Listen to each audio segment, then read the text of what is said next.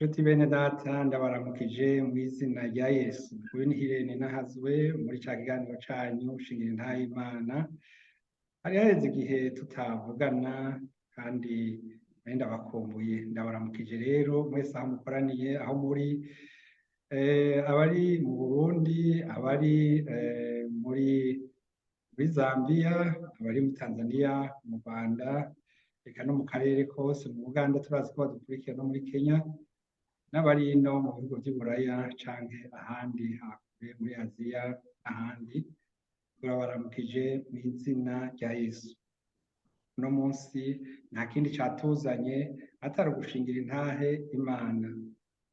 Jewe Irene Nahazwe murabizi ko nsanzwe nkorera Imana aha muri iki gihugu c'Ubudagi, kandi ngakora nk'umumisiyoneri, ni ukuvuga nazanye ubutumwa bwiza hano. Nubwo natanguye atari co kinzanye, Imana yarampamagariye aho hagati aba arico nkora. Uno munsi rero ntarinze kubarambira, sindi umwe, ndi kumwe n'umushitsi.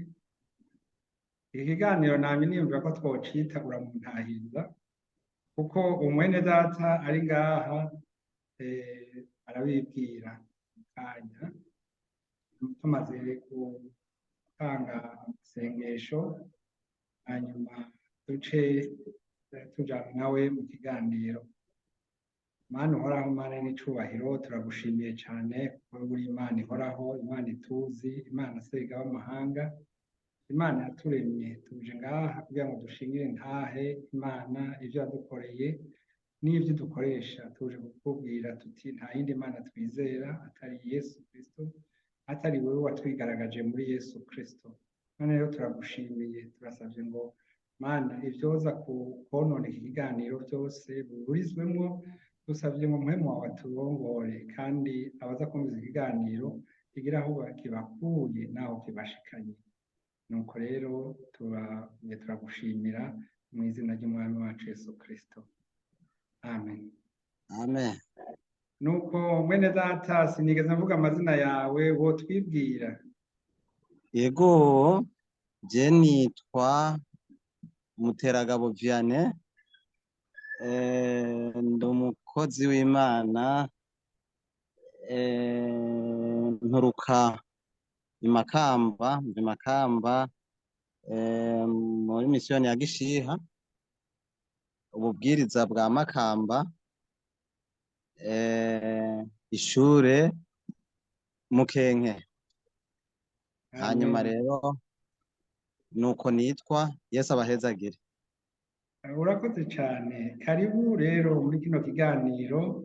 Nashaka kubamenyesha inshuti zanje ziri Nyaburumba canke Nyabaheza n'ahandi ko uyu ni umuntu akorera Imana, kandi Imana yantetse n'iwabo ndahazi.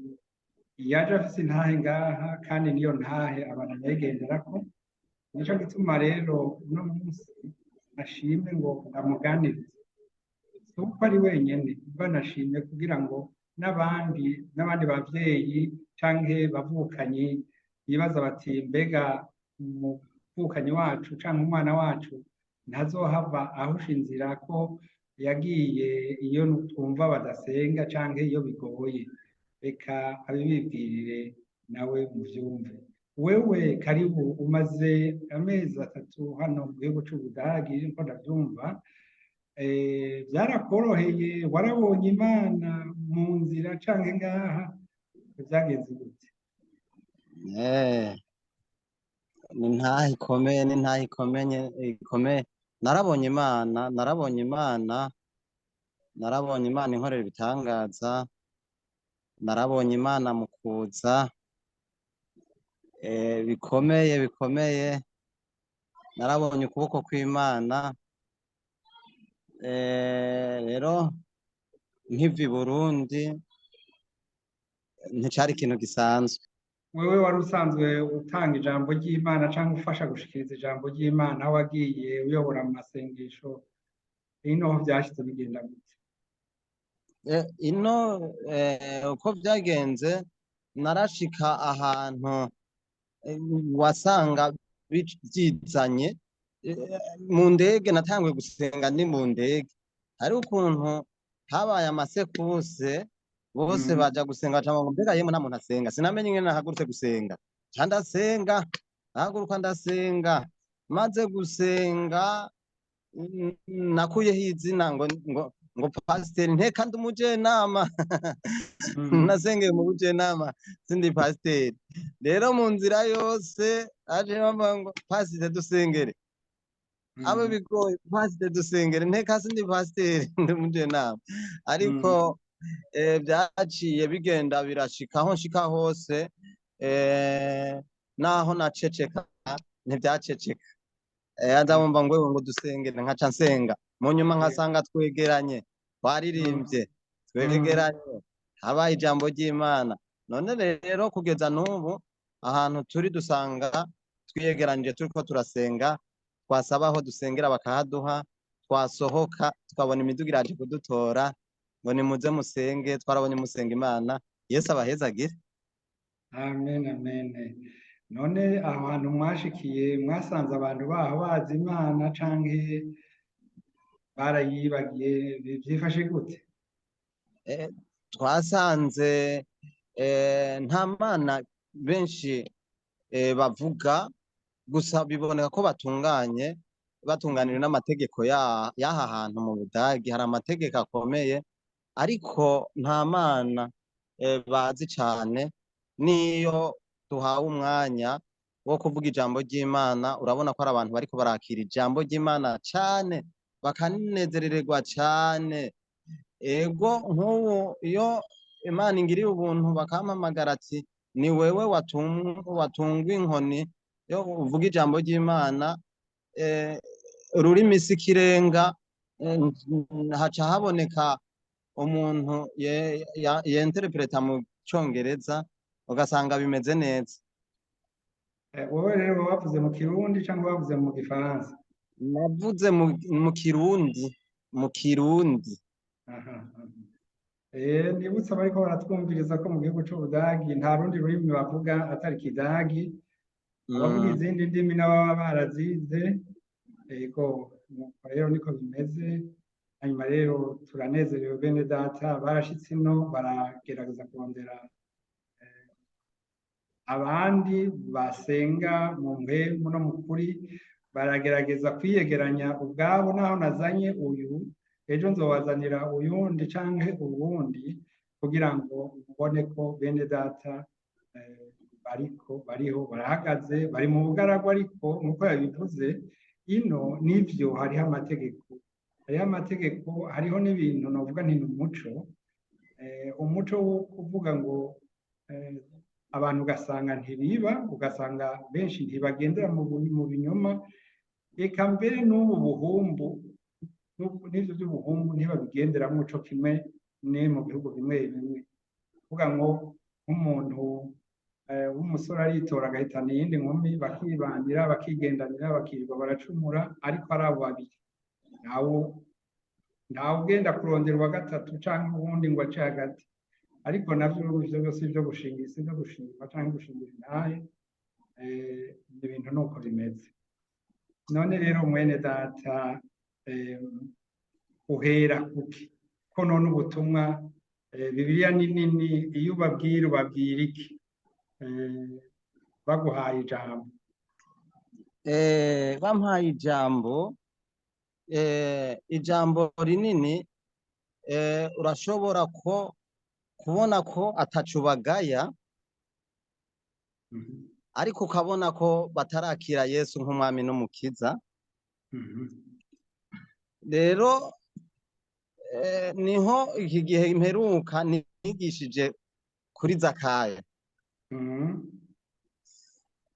nigishije kuri Zakayo ndababwira ntuyu Zakayo muramubona yari umutoza kori mukuru ntuyu Zakayo yari umukuru mugabo ntiyarazi Yesu hama Zakayo yifuza kubona uwo muntu ariko aravugangwa muri ico gisagara arimwo ariko ngo yari mugufi hama aja kumuraba bisaba ko yurira kubera igugu ry'abantu hanyuma ndababarira nti bene data, hariho inkuru za Yesu, hariho no kumuraba, hariho no kumwakira, hariho kuja kumuraba, hariho kumwumva, hariho no kumwakira. Rero Zakayo amaze kwakira Yesu ntibyahagaze ngaho, yasanze Yesu arengeye amafeza n'amazahabu, yasanze arengeye ubutunzi bwo muri iki gihugu, yasanze Yesu ari wenyene vyo, yasanze Yesu ateye ubwoba, aramwakira. Yesu aramubara ati Zakayo wuruke vuba, ahubwo ndari wawe.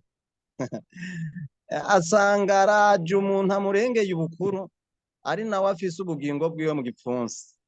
Aravuga ati jewe Zakayo ndashikiwe, ati abo nivyo ndabarihakane, ndagowe. Asaba imbabazi mu bimenyetso bikomeye. Yesu aramubarira ati urababariwe Zakayo, urakiye umwami. None rero aha hantu uri kuvuga ijambo ry'Imana baryakira nk'uko bakira, mvuge ngwiki, amata, nk'uko bakira, baryakira neza, rirabanezera. Uriko uravuga Yesu n'ibikorwa bitangaje yakoze, baranezerwa cane.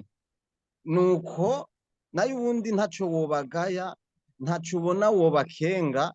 Ibintu nabonye ngaha umengo wovuga mugabo atavyita ikosa, banywa itabi. Ivyo bintu iwacu ntibigwiriye cane nkino, banywa itabi, umugabo, umugore, mwana, itabi, bakunda imbwa, mbega ye. Rero ibyo kugira ubibabwire ntako wobibabarira, ariko ubabwira Yesu nahama kaza arengeye ivyo, kuko wakiriye Yesu aba yakiriye Imana na mpwemu yera. Ibisigaye mpwemu yera araza akabigisha. Imana ibahezagire. Urakoze. Uti uvuze kuri Zakayo, uvuze akarorero keza, ati kubona Yesu no kumwakira biratanye. Uwamwakiriye rero yasanze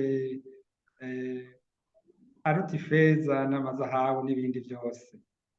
Mbega iyi nkuru yoyo ivugwa yuko Yesu ari mu kuza, bakaba batamuzi, hari ico bibabwiye canke bari bimeze gute?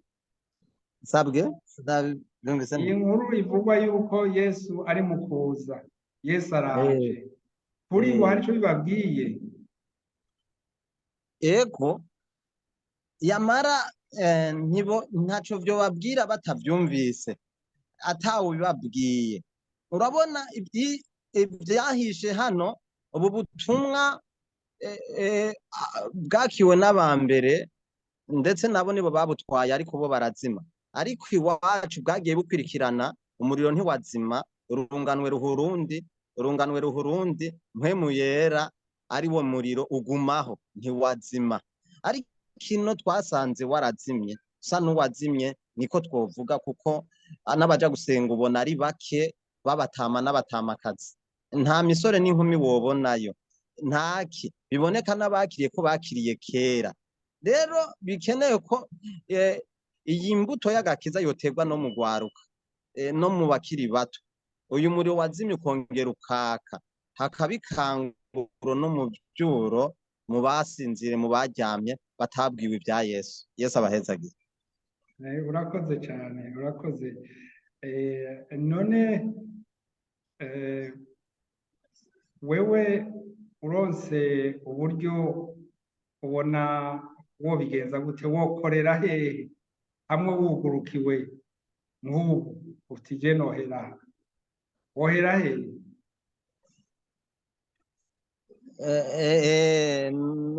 Naho ubu ntaco nobivuga ko bivanye naho nkiri, ariko umuntu wese nuko umuco wobanza ukamwakira. Umuco ukamwakira, agatandukanya ikibi n'iciza, agatandukanya umuco n'umwiza. Hari aho atsitara ku bintu kuko atabibwiwe, atanabizi, ntamenye ko yatsitaye. Urakoze. muri kumwe n'abandi bene data canke abatabizi, bobo bimeze gute? Abo muri kumwe hari ukuntu mubafasha canke byifashe gute? ego nagize amahirwe, Imana ikora ikimenya n'ikindi. Navuye hariya bansengeye mu buryo bwo gufasha imitima, hanyuma rero hariho abantu baje bazi Imana, baje baramenye Imana, hariho abandi nabo baje atari kirenga mu vy'Imana, ugasanga bariko barakirizwa ino, hariho bariko barakirizwa ino, hariho bariko barakirizwa ino kandi bimeze neza. None rero naho umuntu c'Imana yamukoreye atocigungana, kandi Yeremiya niwe yavuze ngo naraceceka umuriro ukayingana mu mutima.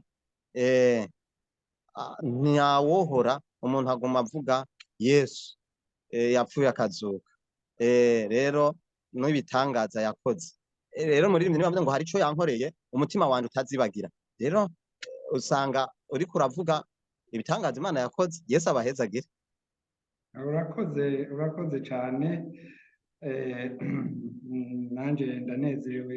Ikindi kibazo nshaka kukubaza, ino mwaje muzi ko kumbure hariho abandi bava mu Burundi, babakiriye gute none abo mwasanzemo? Twakiriwe neza. Je narashitse nshikira ahantu muri bad foring, ndahasanga umukozi w'Imana, ndahasanga nabo bafashanya, hanyuma ndashika ndivuga, ndetse barampamagaye duhuriye gusenga,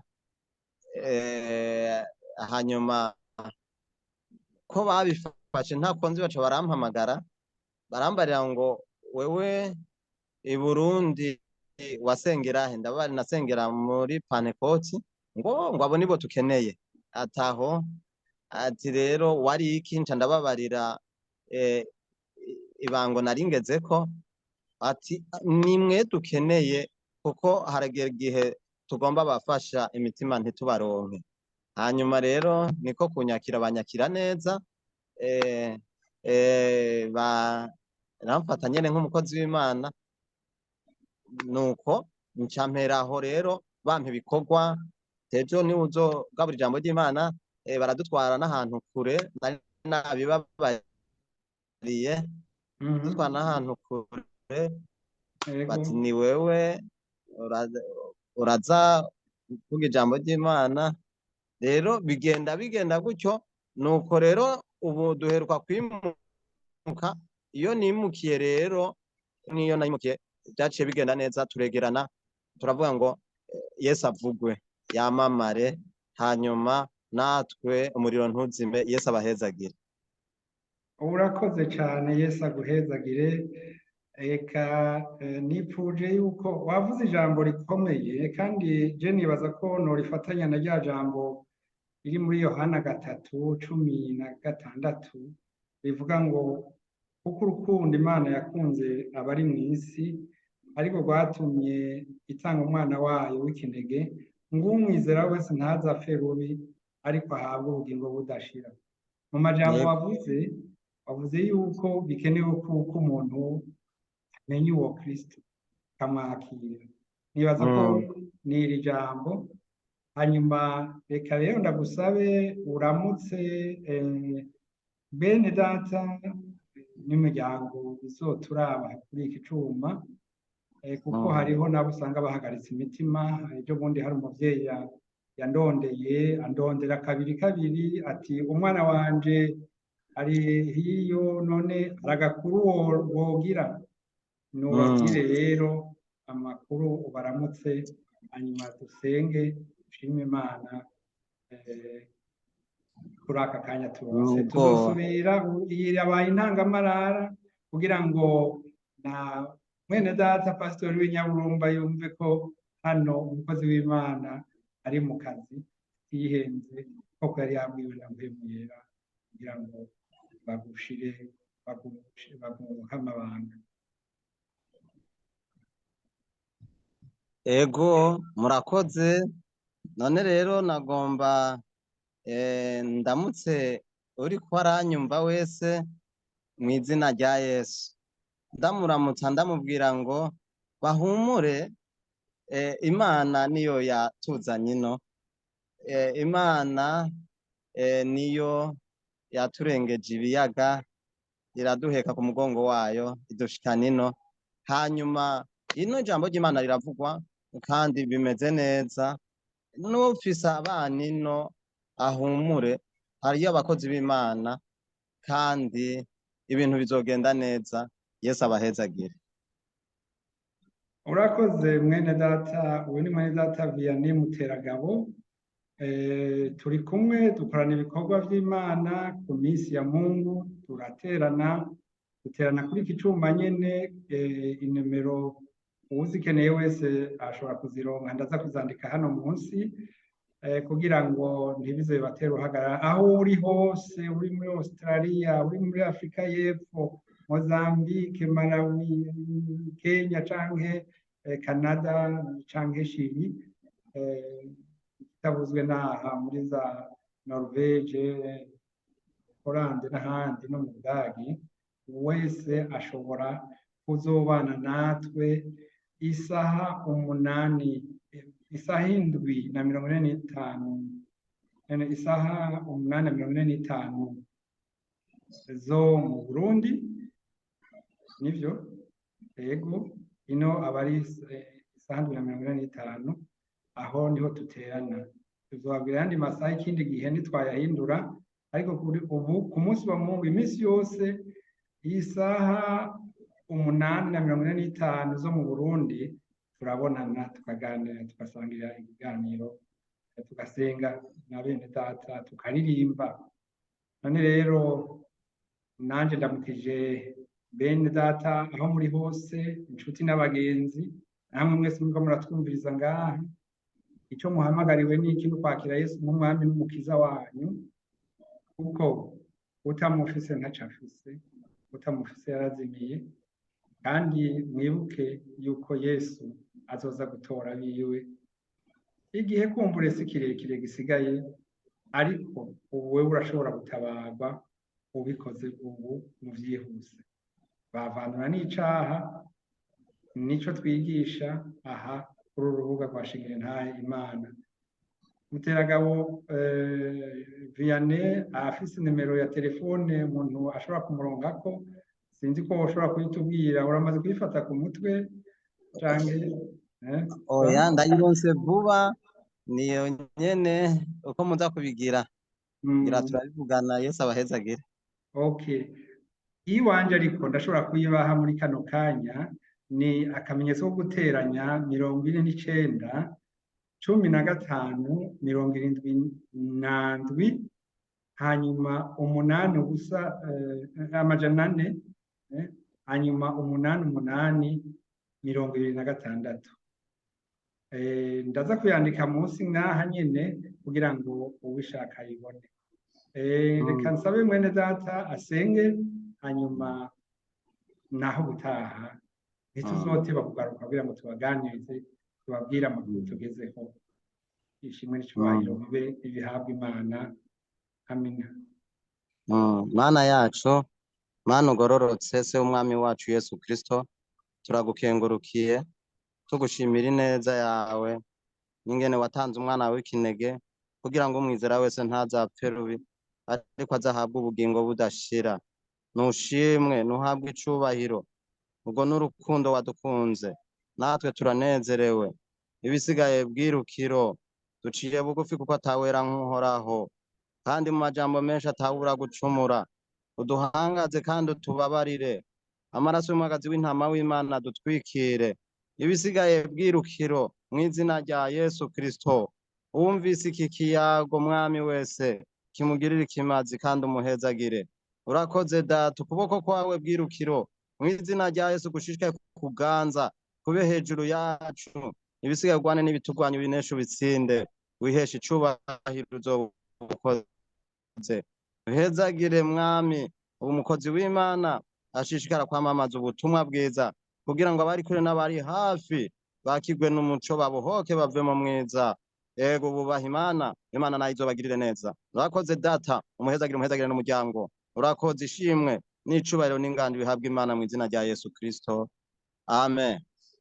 Amen, amen. Murakoze cyane. Rero tukaba tubifurije umunsi mwiza cyangwa igitondo ciza bivana n'aho muherereye n'aho utaha. Yesu abahezagire. Namwe abahezagire. Amen. Murakoze. Murakoze.